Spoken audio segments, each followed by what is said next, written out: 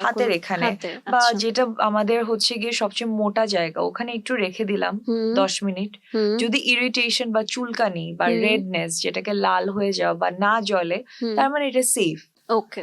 এটা আমার chemical product হোক বা অর্গানিক প্রোডাক্ট হোক। তো দ্যাট ইজ দ্য মানে একটা বেস্ট ওয়ে। প্যাচ হ্যাঁ, টেস্ট একটা করে প্যাচ দেন টেস্ট আমার করে ট্রাই করতে হবে। ট্রাই করা।